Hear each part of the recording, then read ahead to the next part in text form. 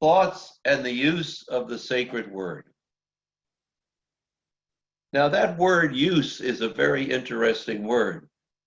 Uh, I would say thoughts and the introduction of the sacred word. It's a gentler process.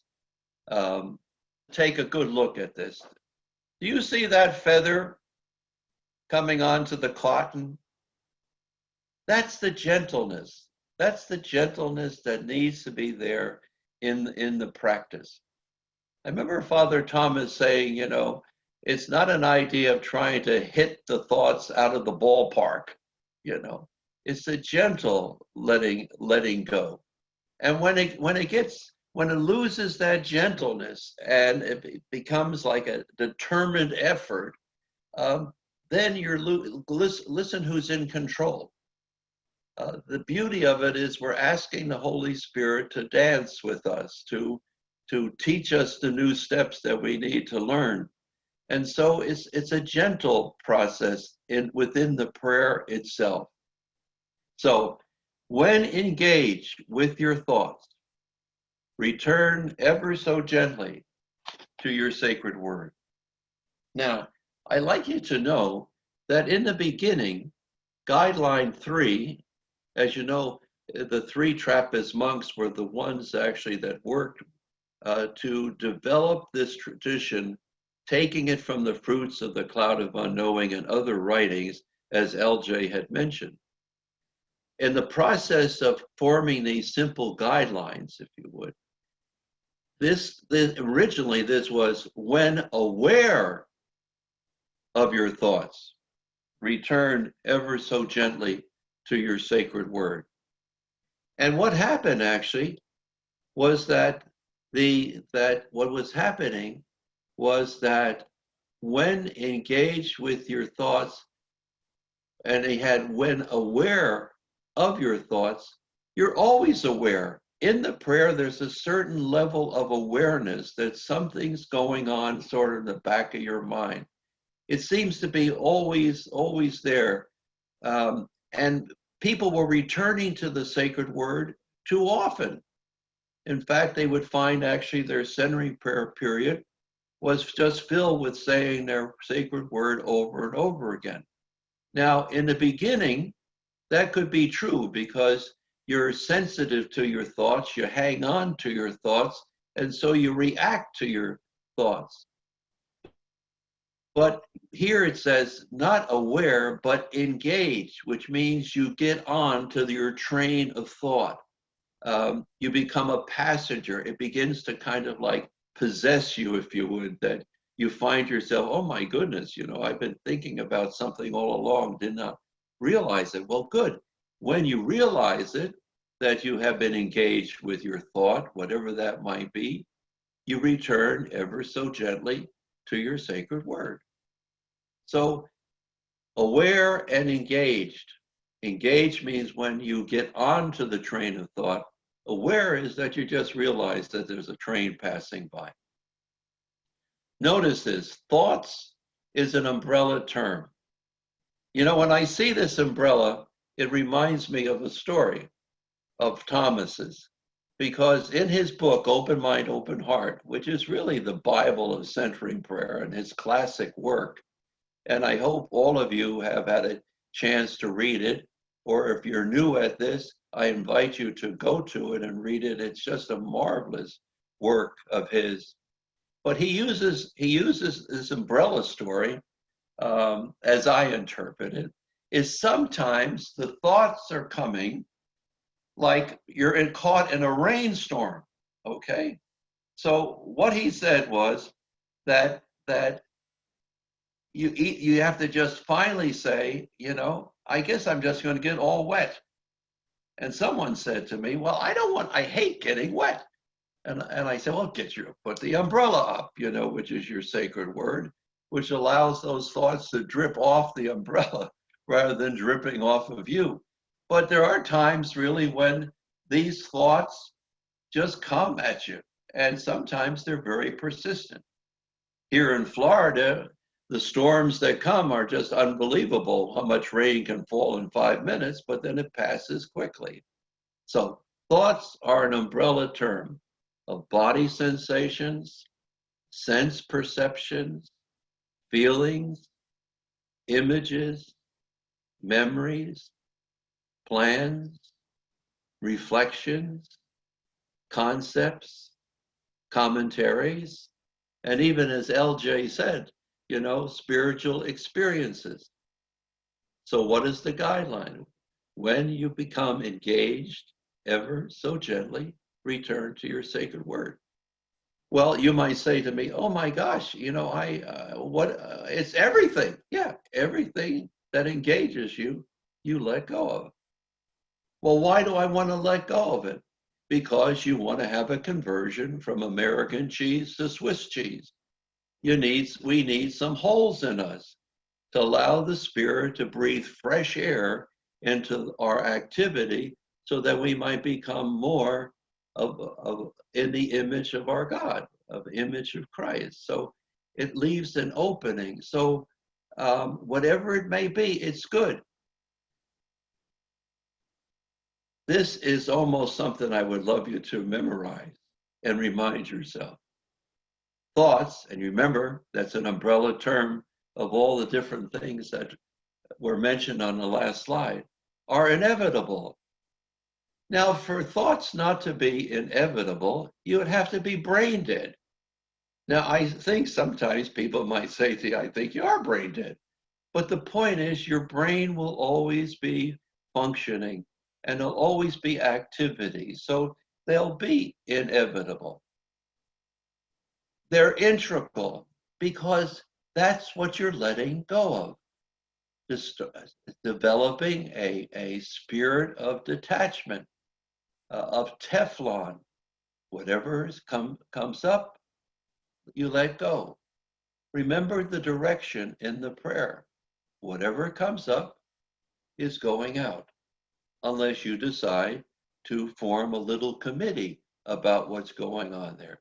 But whatever's coming up is going out.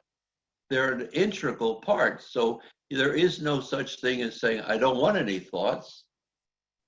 They're here. And they're an opportunity to make an act of love to God. I will let go of these thoughts in order just to be more present to you, resting in you. And they're normal. Thoughts are the normal pattern of all us human beings, and that's the beauty of it all.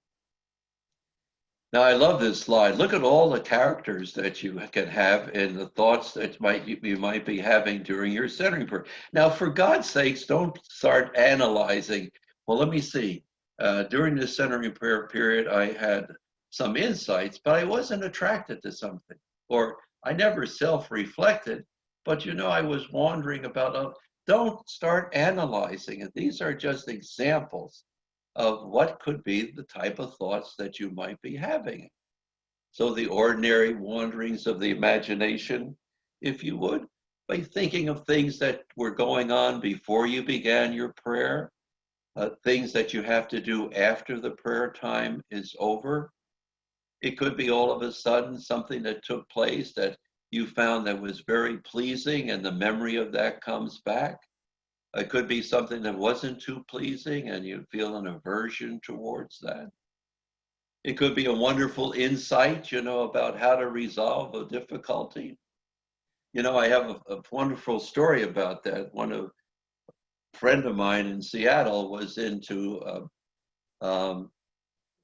brains, the dreams, reminiscing about what goes on in his dreams. And he had the habit while he was sleeping even of having a little pad next to his table. How he did this, I don't know, but next to his bed. And he would write down what he got, the insight he got while he was dreaming, and then look at that when it was all over. But when he began centering prayer, he still had this habit. If something good popped up into his mind, he would write it down on a little piece of paper next to him. Now, I hope you believe that God has a sense of humor, because I believe it, okay? And one time during prayer time, all of a sudden he has this insight on how to feed the poor.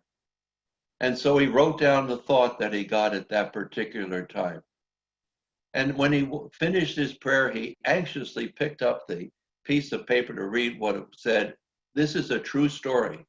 This is a true story. This friend told me. It said Xerox donuts. Xerox donuts. And that was a lesson to him. Let the thoughts go, for goodness sake. Self-reflection. How am I doing? I did better the last time. Something mustn't be happening right. I should be doing better. I've been doing centering prayer since 1975. I'm 85 years old. There's always some stuff that comes up. But self-reflection, you don't mark your own papers. That's what I say to people. You know, the teacher marks your paper. And there's sometimes during the centering prayer period, there's all sorts of stuff going on. But when you start saying, how did I do? I should do better preparation, or I make sure I don't have these insights, and let them come. Let thoughts and feelings arising from the unconscious. Well, in a certain sense, there's all stuff, this type of stuff that goes on in our unconscious. And the point is actually sometimes you might be in the prayer and wonder, where did that come from? What did that have to do with me? And so on. Please don't spend any time analyzing. Let it come up and let it go. You know, if you're used to getting a massage, you know, when they're working on you, they don't, and you don't tell them what to do. You know, you let them work and feel what's going on, and you just let them come and you let them go. So there's all sorts of these opportunities of making love and saying, Lord, I want to be more attentive on my intention of resting in your presence and action and not in my own agenda. My favorite 4 R's in the beginning, as we were creating centering prayer conferences back in 1980s and 90s, these were the 4 R's that were so, so helpful. Resist no thoughts.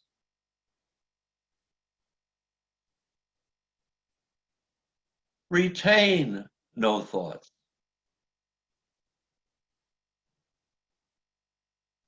React emotionally to no thoughts. Return ever so gently to your sacred word.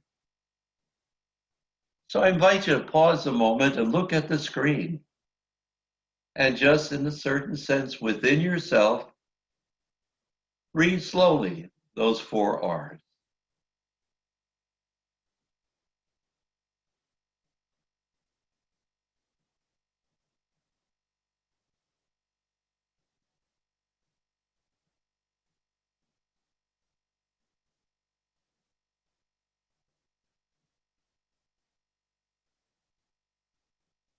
Resist no thought.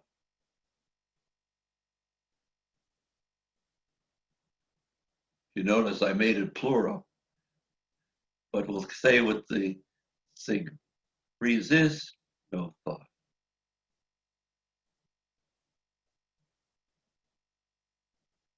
Retain no thought.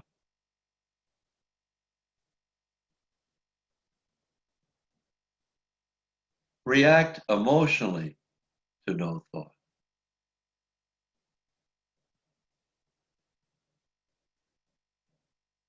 Return ever so gently to the sacred word.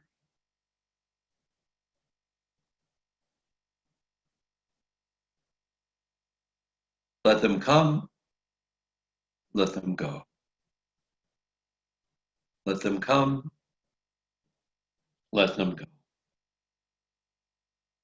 Each return to our sacred word is a prayer and an act of love. I'd like to read this little statement to you. In centering prayer, both thoughts and silence have an important role to play.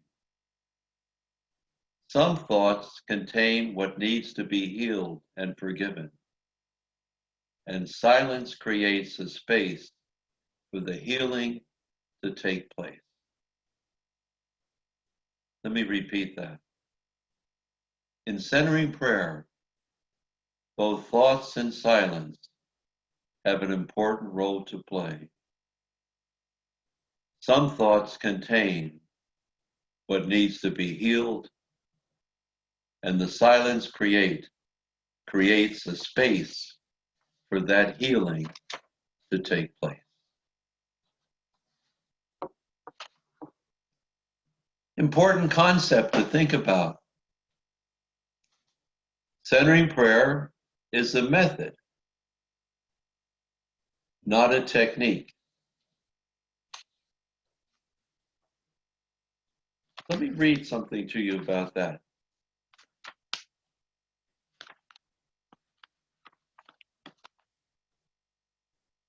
The meaning of technique is the ability to apply a procedure or to follow rules so as to expect a desired result. Centering prayer is not considered a technique because there is no direct cause and effect relationship. We are developing a relationship of faith and trust, not based on any specific goal or expectation. It's a relationship.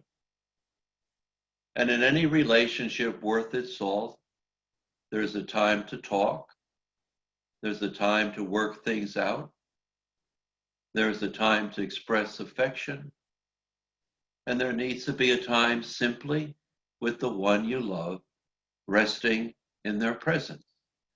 I leave that up to your own experience. Time to talk, time to work things out, time to express affection, and a time simply to rest in the presence of the one you love. That's the different levels of prayer. Vocal prayer, meditation, affective prayer, contemplation. And centering prayer is the contemplation aspect of just resting in the presence of the one you love, because this is a relationship. So I get an amen? So during the prayer time, we don't analyze our experience. We don't harbor any expectations. We're not aiming at any specific goal. We're simply resting in the presence of the one we love. The image that I have brought as I try to explain this to people through the years and from my own experience, I have a great fondness of the image of Christ washing the feet of his disciples. And so sometimes when people are trying to struggle with what exactly is happening while I'm there, I say you're simply sitting, allowing the Spirit to wash your feet. During the prayer time, we avoid analyzing our experience, harboring any expectations, or aiming at any specific goal, other than desiring to consent to God's presence and action in our lives.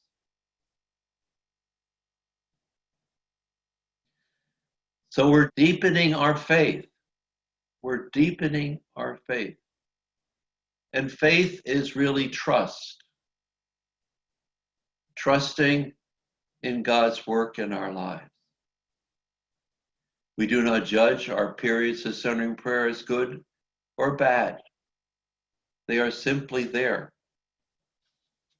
And we go without a desire really to rate ourselves or judge what's going on. We trust that in those 20 minutes, in the consenting, God will do whatever needs to be done in our lives. It's a leap of faith. And centering prayer is not dependent on a felt presence of God, but on a deepening of faith in God's abiding presence. So in summary, Consent to God's presence in action. That's what we're doing. Consenting. Saying yes to God's presence and action in our life that is already there. Return ever so gently to the sacred word. Notice the gentleness that is there. The key word is ever so gently, not trying to force anything. You let them come, you let them go. Because thoughts are inevitable, integral, and normal part of our prayer time. They're our friends in many ways because they carry with that whatever needs to be healed or forgiven in our lives. And so the main mantra, if you would, is you let them come and you let them go. You let them come, you let them go. You let them come and you let them go. Consent is the heart and soul of centering prayer. Let them come, let them go. A minimum of effort is the only activity to letting them go. Resist no thoughts, retain no thoughts, react emotionally to no thoughts, return ever so gently to the sacred word. And so, like these boats resting in the power of the lake that they're on, we rest in the presence of God in our life during this period of time.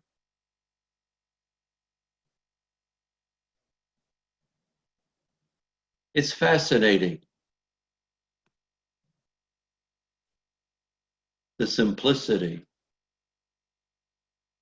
of the 4 guidelines of centering prayer.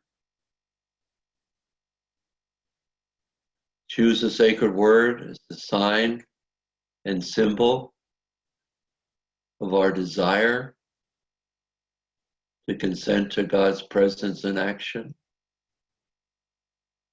The power of that word or symbol as a sign of consent. Sitting comfortably, ever so gently returning to our sacred word. In the sitting of comfort, we're presenting to God our whole being. And we're saying to our God, do whatever needs to be done from the top of my head to the bottom of my feet. Go wherever you need to go, Holy Spirit, to do whatever needs to be done, that I might be more in your image and likeness. The spirit of detachment for those 20 minutes, just letting go of everything except your desire to consent to God's presence in action. And that last guideline, rest for a few minutes after the prayer time, remain in silence. Nobody follows it. Nobody follows it. I wrote an article about this, about, the forgotten guideline. It says rest for a minute or two, Now, did you ever time how long 1 minute is? I mean, it's like an eternity when you have a lot of things that you need to do. I remember once giving a retreat and I said to him, no one follows that 4th guideline. This was an 8-day retreat. And then after the prayer period was 30 minutes, 2 30-minute periods, I noticed nobody was moving because I always sit for 2 or 3 minutes. And I began to realize, having said that, they were afraid to move, for goodness sakes, because I said, you have to sit a little longer. So even before, when we finish our experience of centering prayer, we're going to sit quietly at the end of it after the bell rings for a minute or 2. And I think I might even time it just for sure and let you know what it means to sit quietly for a few minutes. you're going to go into centering prayer now. I'm going to start with reading the guidelines word for word because I really think they're a way of life, but that's another conference. Number one, choose a sacred word as a symbol of your intention to consent to God's presence and God's action in your life. So whatever you have chosen in your first centering prayer period, for people who are new at this, either repeat that word, or if you want to use another one, but whatever you do, please keep to that one word, that one phrase, that whatever it may be, through the duration of the 20 minutes. The second, sitting comfortably with eyes closed, settle briefly. And you notice what LJ said, the biggest thing is your back being as straight as it can be. And silently introduce the sacred word as a symbol of your consent to God's presence and action within. 3, as LJ said, this is the guts of centering prayer. When engaged with your thoughts, notice, when engaged with your thoughts, return ever so gently to the sacred word. And at the end of the prayer period, remain in silence with eyes closed a couple of minutes. I choked up on that one. A couple of minutes. Okay.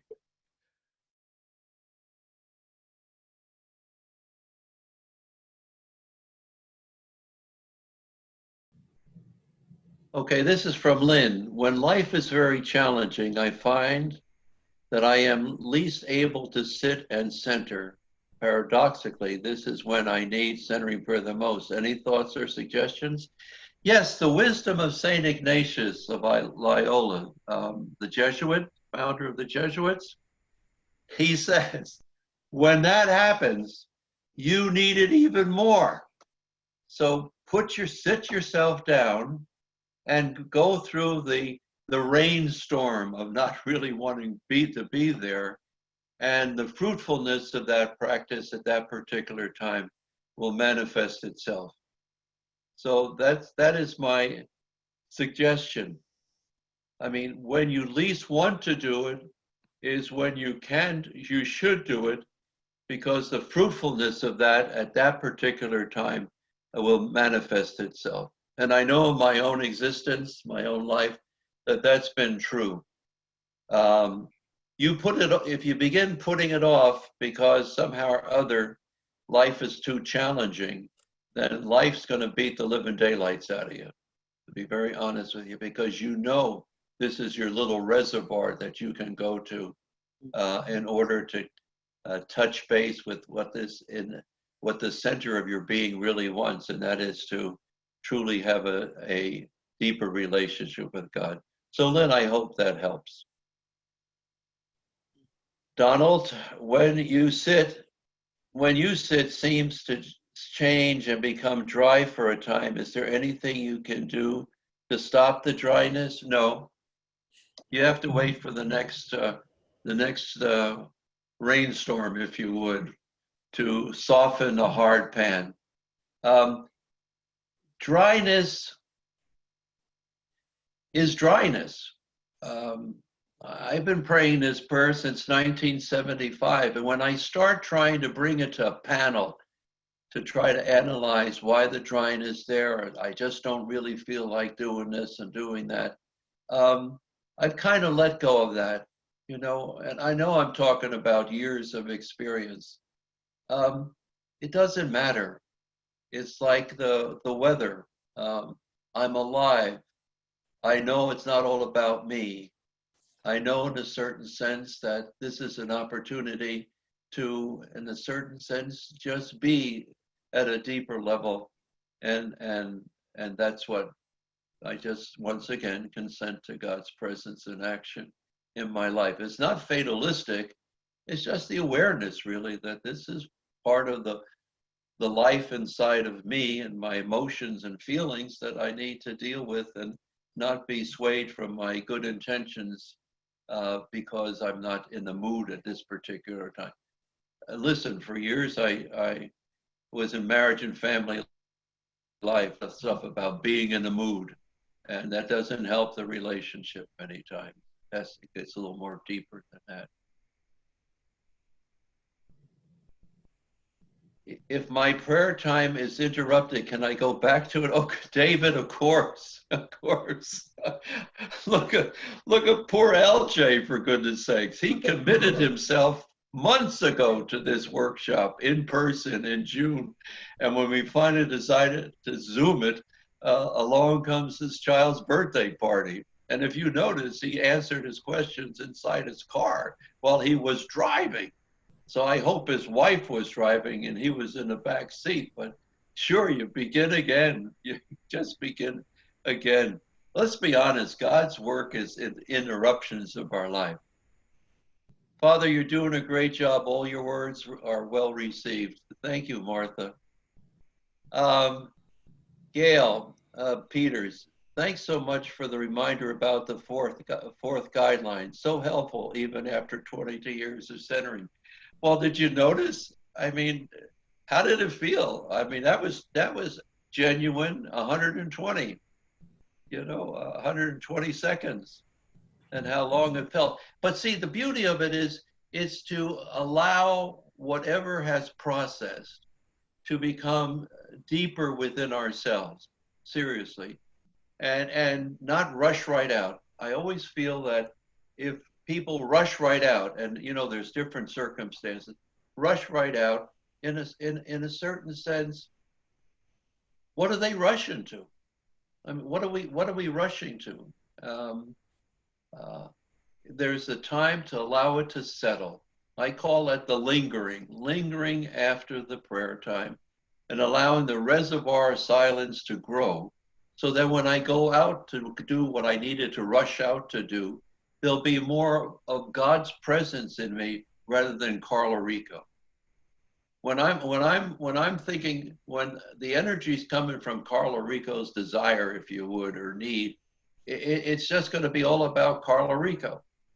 But if I this is my own thought, and if I rested and allowed that presence to go deeper within myself, then I bring more of him, or however you want to express God, more of the divine presence in what I'm all about. I had a little experience a number of years ago when I was on a 4-day hermitage experience, and the thought came to mind at that particular time: to be and not to do, so that in my doing there's more of the being. To do, to be, and not to do for a period of time, so that in my doing there'll be more of the being. And that's meant a lot to me, that little insight. So allow it to percolate. I used to go to Weight Watchers, and Smart Ones was what I used to take in order to eat properly. That's their prepared food. And I always remember taking it out of the microwave. It said, allow it to sit for 2 minutes before opening the microwave meal.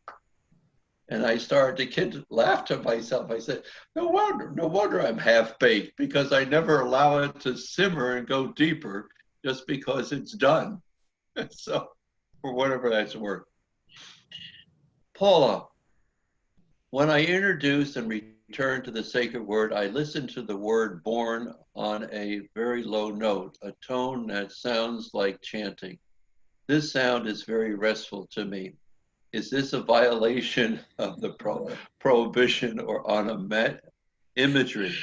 Oh goodness! Remember what LJ said. They're just guidelines. They're just guidelines. I would only say to you, that's fine, please. But again, I just ask you to consider this. Why do you need the sound of chanting? The sound is very restful to me. And I know it is. But why do you need it? Why do you hold on to it? You know? To use an example, in giving a centering prayer silent retreat, I remember going to this retreat house, and during the meals, they play music. I said, this is a silent retreat. Well, the music helps us not hear the commotion that's going on in the kitchen. Well, if it's real life, I should be able to let go of the commotion that's in the kitchen, you know? Because the growth is inside of me. What does it profit a person to go on retreat and not hear a sound and not change themselves, you know? This is just me, okay? This is just me.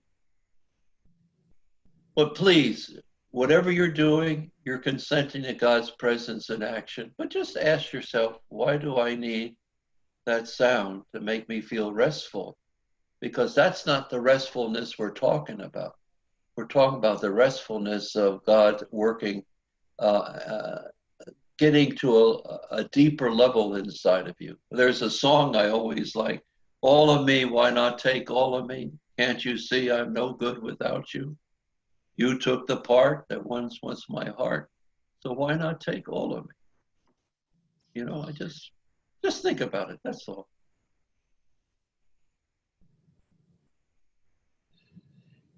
I see. When you were answering questions earlier, you mentioned Thomas. Were you referring to Thomas Merton or did you know him? Thank you. I was referring to Thomas Keating. Did I know Thomas Merton? No. When I was a young kid in 1950, myself and a buddy, we were sophomores in high school, took the Greyhound bus, the train, and a taxi cab to Gethsemane to be with Thomas Merton because, notice, 1950, I was third year high school, second year high school, because we had read Seven Story Mountain and were so touched by it. And all we saw was his back as he was going into conference, into chapel for the office. But it was kind of funny. Both of us were deeply touched with the concept of Thomas Merton and the Trappist and contemplative life. And I have to laugh that I didn't get one Tom, I got another Tom, who I met in 1969, and Merton died in 1968. So in a certain sense, the baton was passed. Just a little side story. Let's see what other questions we have. I'm the new center corrector. Oh, congratulations. I met you briefly when you were here last. Thank you for a wonderful service to benefit from an event I served during a time of transition. And if you have ever available to talk, it would be nice to, it would mean, sure, we'll make that happen.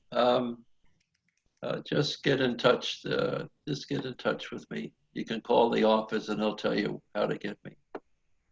Do you want to elaborate a little bit on your relationship with Father Keating? Because you've mentioned him several times.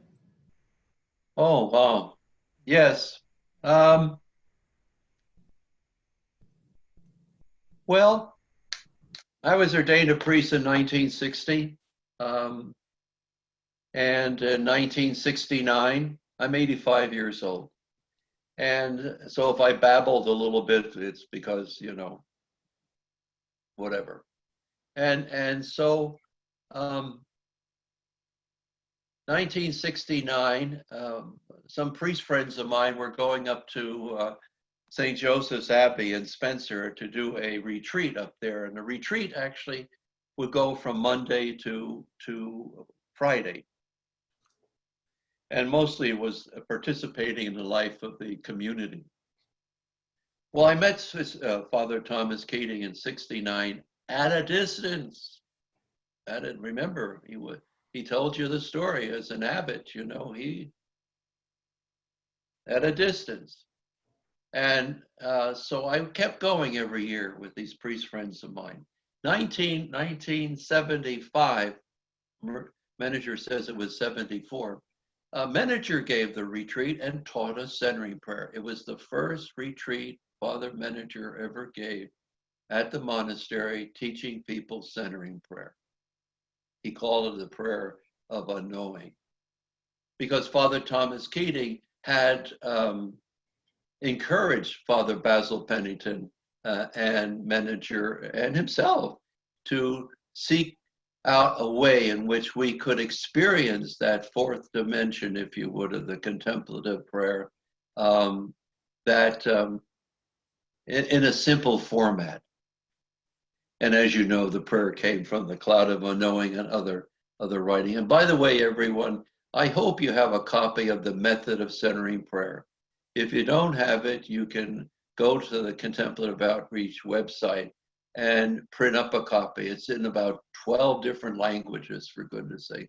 And if I always give that pamphlet to anyone who has any questions about centering prayer, because that little leaflet, the Method of Centering Prayer, covers everything conceivable that you would want to think about. It's a gold mine. So please make sure you have it. If you don't have it, please get it, okay? Because you can download it from the website. So 1960, so when we talked with Father Meninger in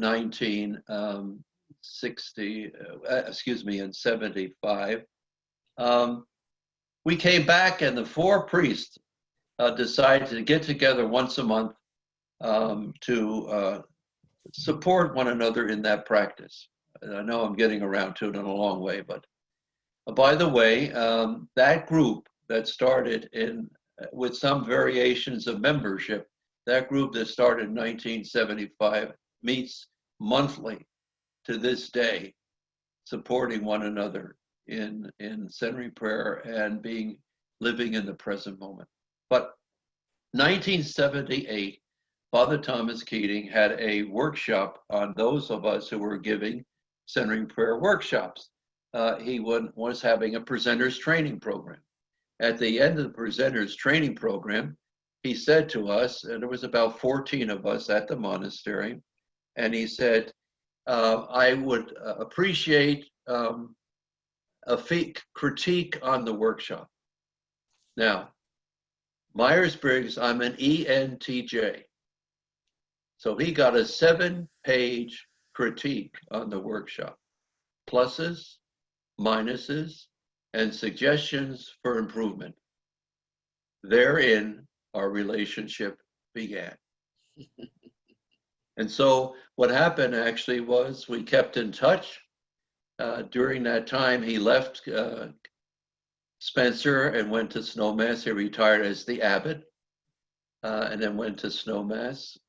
When he was thinking of doing the first intensive retreat in Lama, 1983, he invited me. And I said to him, actually, that there was someone who was also a meditator, and that was Gail Fitzpatrick Hopler, and then David Furnett, Mary Mrzowski, and we went on this retreat in 1983 up into outside of Taos at a place called Lama. And as a result of that retreat, that was the foundation of the beginning of contemplative outreach. And it also happened that Pat Johnson was serving at Lama and served us on that retreat. And in 1983, the seeds were planted for contemplative outreach. 1984, a meeting took place, and this was all with Thomas Keating. A meeting took place in New York City, the apartment of Gus Reiniger and Ed Bettner, and the incorporation of contemplative outreach took place. And from that time on, Thomas was the president, I was the vice president, and continued to be the vice president until 4 years ago. And in the middle of that, then Mary Mrzowski became part of it. And then Gail Fitzpatrick Hopler became the executive director, and for a while she was the president, and she left about 4 years. You know, it's a wonderful feeling, and all this is with Thomas. And we had the wonderful experience with Thomas because his family was in New York, and I lived in Bayonne. And so whenever he came into town for a board meeting at St. Walburger's, a Benedictine place, he would always say to us, uh, shall we go over to New York? And so I knew Thomas in relationship, not only for him being a spiritual father for me, but I also knew him as a brother of knowing his family and the things he liked about New York, because he was raised in New York. And there was that intimate side that I think existed throughout the years. So someone asked me recently, what was the most profound thing that Father Thomas ever said to you? And I have to laugh because it was at Lama when we went on the retreat for 15-day centering prayer retreat, where he gave the talks that are now the spiritual journey talks. And the funny thing about it was that everybody in this group could do centering prayer in a yoga position. So I couldn't do that, but I got this little prayer bench that you rest the back of your butt on so that you can be on the floor praying. Well, after about the third day, this 15-day retreat, I was in pain, absolute pain, but I wasn't going to give up. Everybody was on the floor. I was going to be on the floor for this meditation. So I go in to see Father Thomas. He looks at me after I speak for a few moments and he says, why don't you sit on a chair? So I said, well, no, nobody else is sitting on a chair. So God's calling you to sit on a chair. Yeah, but what are they going to think? You know, I'm a priest. I should be, you know, I mean, sit on a chair. So much embarrassment, the next centering prayer period, I get a chair and I put it where my thing was, my, whatever you call that little prayer bench. At total embarrassment, humiliation, filled with my pride and everything else, I went through those three 20-minute periods with a walk in between. And God forbid if you walked, because that was a sign of weakness, because if you could really pray, you know, you should be sitting there for the full time, all that sort of stuff. And mortified. The next sit, 5 people joined me, sitting on their chairs. There you go. And the lesson that I learned, be yourself. God loves you the way you are. You don't have to be like others. You just be yourself. Thank you, Father. Thank you, Father. You're welcome. All right, so we're ready for that 4th conference when you are. Okay, let me take a sip of water here. Have we lost everyone on that story? I don't know. No, we're all here. Oh, we're all here. Okay. I just want to tell one other thing. That was the beginning. And the end was when he was dying up at Spencer. And I was with Thomas. And we visited him. Gail came up and visited him also because Gail could not go to Denver or to Snowmass because of the heights after a while. So he was so pleased to see her and see me, as he was of so many wonderful people that visited him during those final months. But one of the joys was that I said to him, Father Thomas, can I pray over you the prayer that we prayed over my dad while he was dying? And he said, yes. And so I did. It's the Bannerman prayer, you know, the one we prayed at his memorial service, talked about his memorial service. And When I finished praying, he says, "Can I have a copy?" And I said, "Yes." And when I came back the second time and last time, I heard from the monks that he was asking the monks to pray that prayer with him. And it meant so much to me that it was the prayer that tucked my dad into God's arms, and it turned out to be a prayer that was part of his prayers to tuck himself into God's arms. And I'll end our conference with that prayer at the end of our workshop. Okay.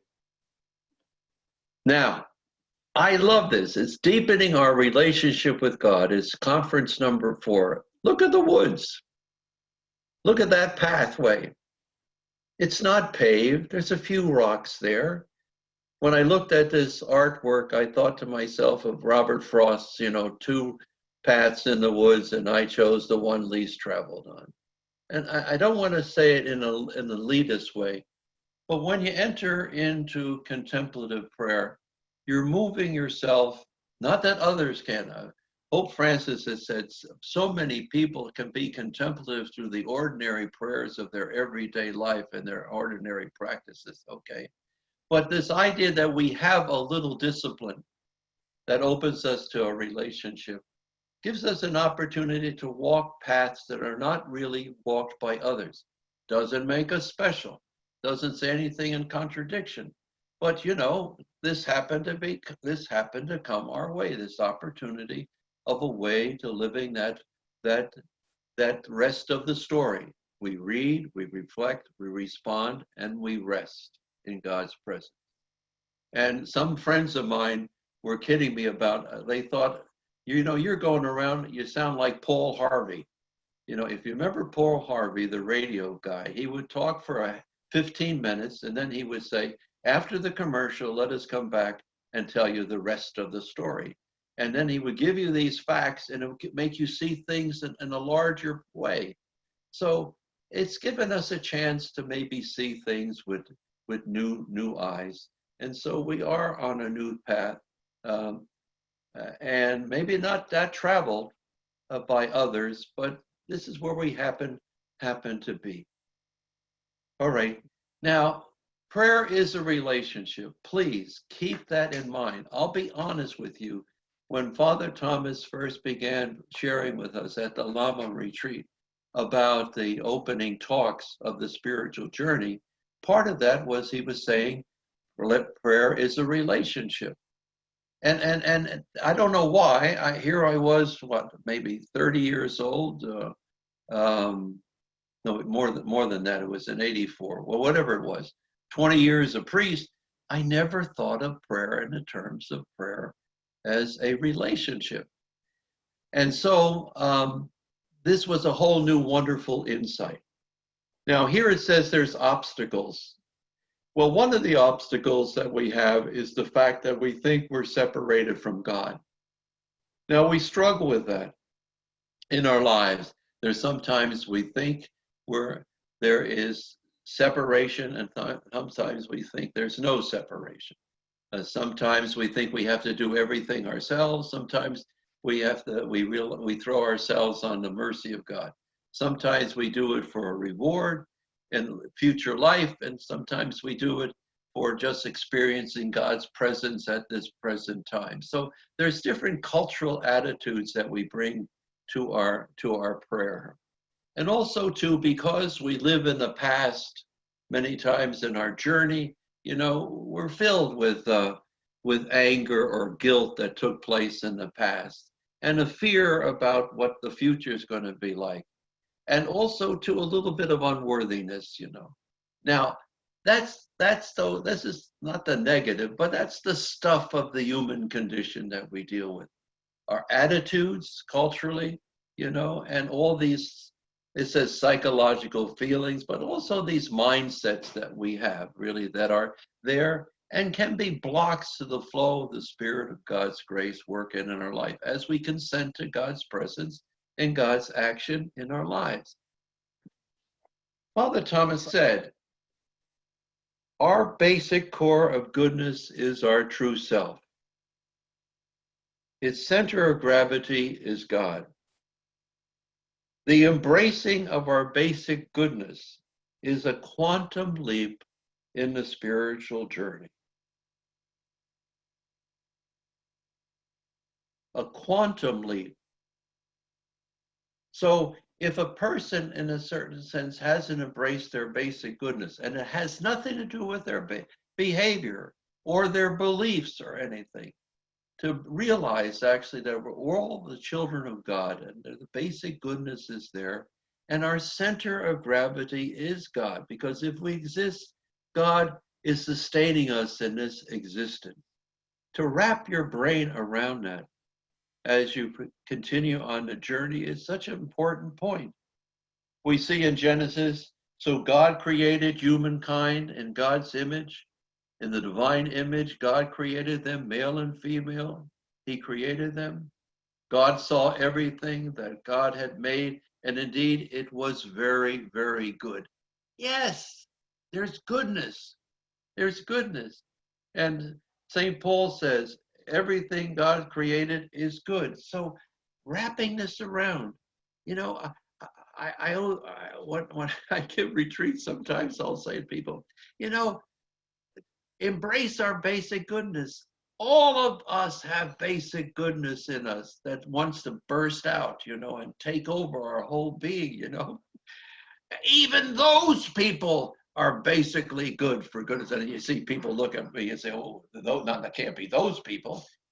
Yes, basic goodness is a part of our lives. And that's something we embrace in our lives. So it's an important aspect to keep in mind. And notice in a certain sense how that helps allay the fears and the guilt and also the feeling of unworthiness and whatever goes on. And it's not a you know, like a dream. It's what we believe in our Christian tradition and world religion. So there's a basic goodness that's there that will manifest itself more and more in time. Never let turn your back on anyone.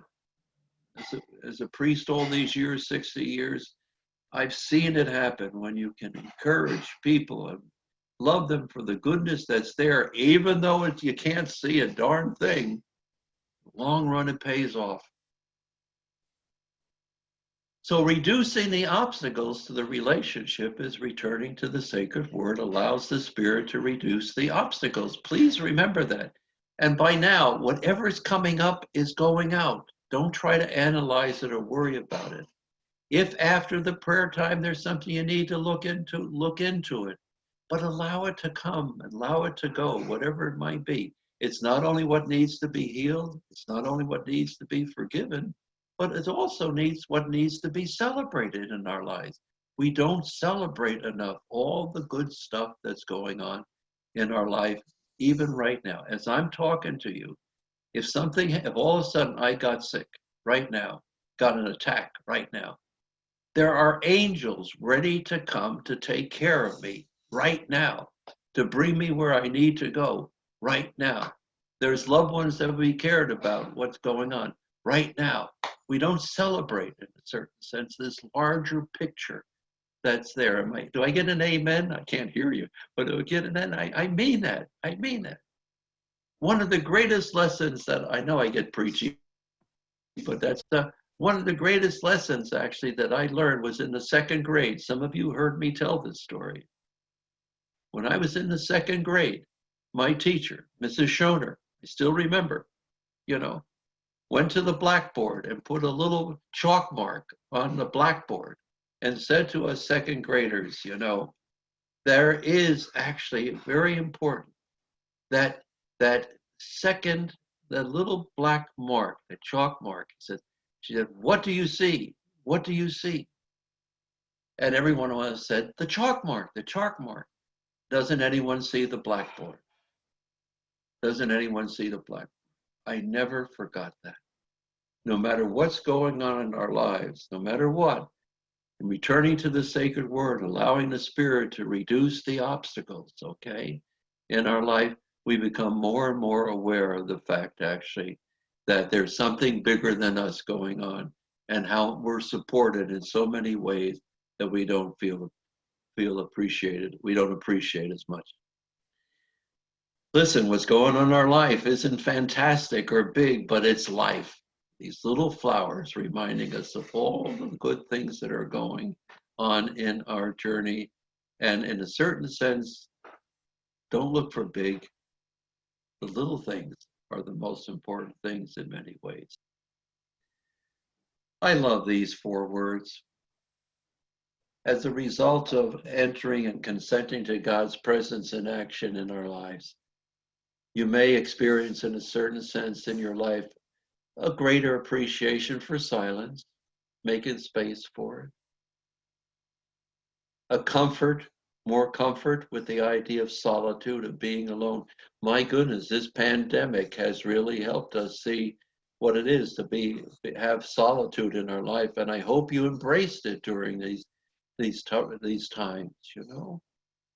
Solidarity, even during these times. Greater solidarity with our brothers and sisters in this world, in whatever way you're seeing it or experiencing it.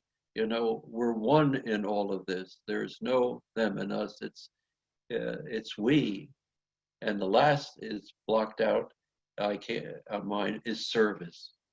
That in a very special way, the more we give, the more, in a certain sense, that we seem to receive in our lives. Now, I'm not guaranteeing any of this, but those who have been practicing for a long time will see a manifestation of comfort with silence, solitude, solidarity, and service. And the other word, too, that could be very meaningful is a greater sense of simplicity in one's life. Practical ways to deepen our relationship with God.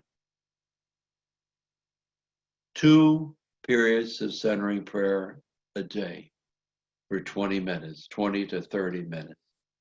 Now, I know this is kind of like many times a difficulty, but LJ mentioned the fact actually of how important it was to become part of one's life.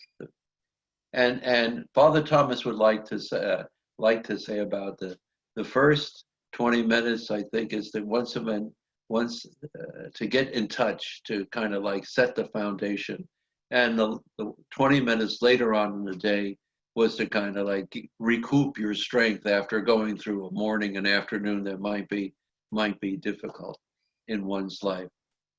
Now, Father Basil Pennington, one of the founders of Centering Prayer, used to always say, Carl, I wrote a book with him. Carl, he said, tell him to commit to 30 days. Commit to 30 days. And if this is a renewal for you, commit again to 30 days of twice a day doing 20 minutes of centering prayer. And see what happens in your life. And to be open more to God. Consenting to God and action in your life, no matter what it might be. So fidelity is so important. Fidelity to the prayer is so important. It helps your motivations to continue each day and keep your motivations clear when they might be bogged down with the news of the day. It helps to focus. What is it all about? It's all about God is the center of my life and consenting to God's presence and action in my life. And it brings richness to all your other religious celebrations and devotions that you may have. It doesn't take the place of all of them, but it brings it to a different level of awareness, which is very, very beautiful. So the practice is important. Practice is important. Attend the continuing sessions, which Ellen has mentioned, and you'll be receiving materials on that. Join a centering prayer group if you're not already a member of that centering prayer group. Listen to the Word of God more each day, reading scriptures or Lectio Divina, and above all, study with the open mind, open heart of Father Thomas Keating. It is really, really, in a certain sense, the little Bible really of centering prayer. Now, this is a to-do list. I always feel uncomfortable with these to-do lists. Do this, do this, do that, do that. But it's important to latch on to something or other to kind of like help you day by day remember that you wish to consent to God's presence in action in your life, and that you realize just how important this is. We began with these words. We're going to end with these words. Be still and know that I am God. And I like to pray this prayer this way. Be still and know that I am God. Be still and know that I am. Be still and know.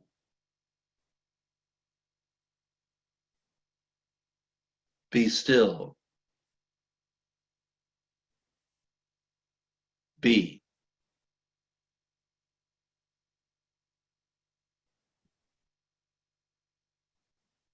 Be still and know that I am God.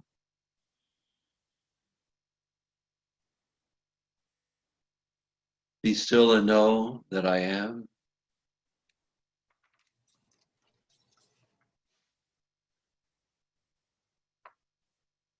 Be still and know.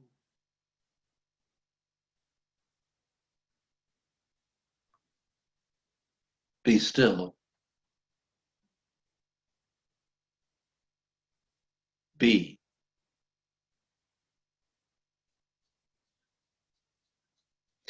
And if I may add to that, I came upon a wonderful prayer.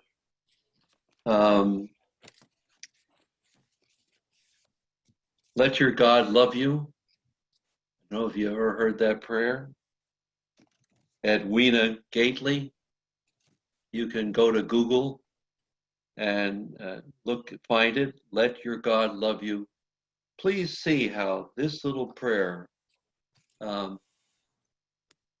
builds on the be still and know that I am God. It's really a little poem.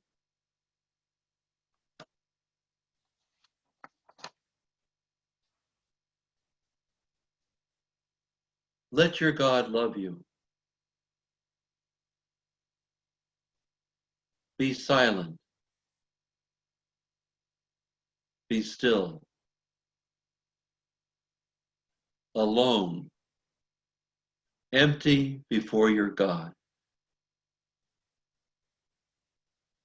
Say nothing. Ask nothing. Be silent. Be still. Let your God look upon you. That is all. He knows. He understands. He loves you with an enormous love.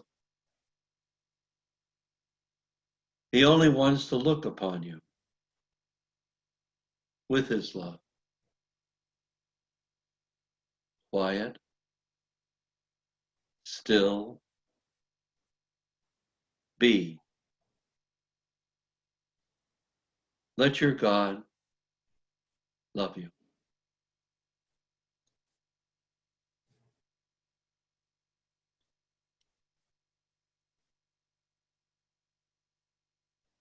Let your God love you.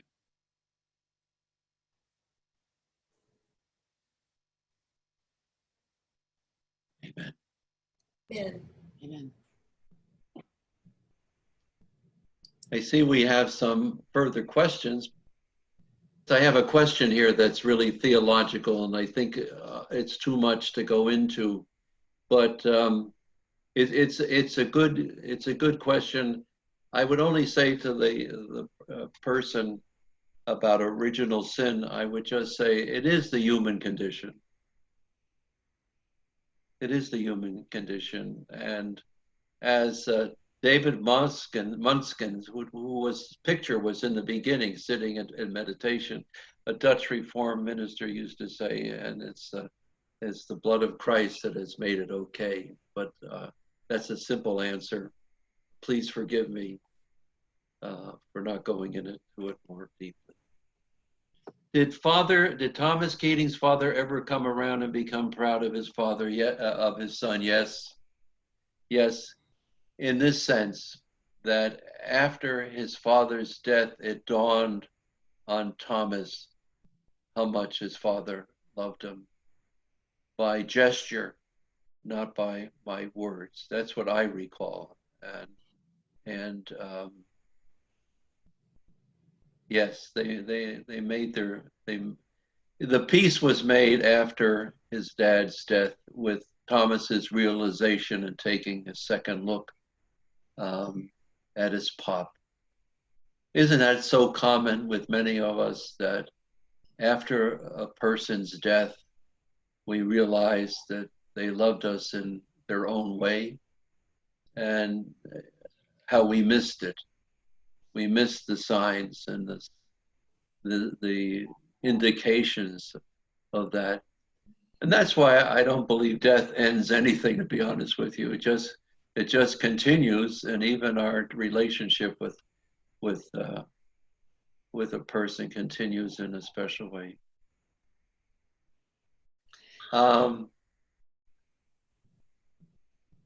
Okay, Walter says, remind everyone that there is a Centering Prayer app available from Contemplative Outreach. It is helpful and I am grateful. Yes, it's a wonderful app. So it's for free too, and it'll help you in your Centering Prayer timing and everything else. It has all the wonderful news that's going on in Contemplative Outreach and resources that are there. So make sure you have it. Make sure you have it. It makes a big difference. Thank you. I know that I'm speaking on behalf of everyone here, Father Carl, that we are just so honored to have had you be with us this time for your 45 years of Centering Prayer experience, your wisdom, your humor, your delight. We are delighted, and thank you for being with us, coming to us originally from New Jersey and now from Florida. And we also thank LJ, who's out there playing with the children and not back with us, but we will let him know too that we so appreciate his participation today. Right. We want to thank Martha for her managing of this entire meeting, as it's called today, the host extraordinaire. And we finalize this then with a prayer with Father Carl. Thank you. Let us pray. This is the prayer that I shared with my father in his dying and with Thomas in his dying process. And I was surprised that he had the monks pray it every day until his death. Prayer of abandonment. I abandon myself into your hands. Do with me what you will. Whatever you may do, I thank you. I am ready for all. I accept all. Let only your will be done in me and all your creatures. I wish no more than this, O Lord. Into your hands I commend my soul. I offer it to you with all the love of my heart. For I love you, Lord, and so need to give myself. Surrender myself into your hands without reserve and with confidence, for you are my Father.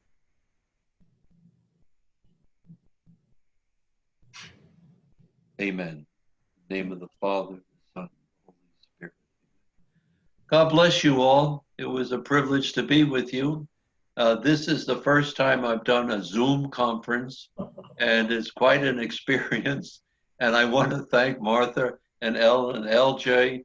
I mean, this was, talk about a leap of faith. This was a leap of faith and trust, and I'm happy to have been part of it. And God bless you.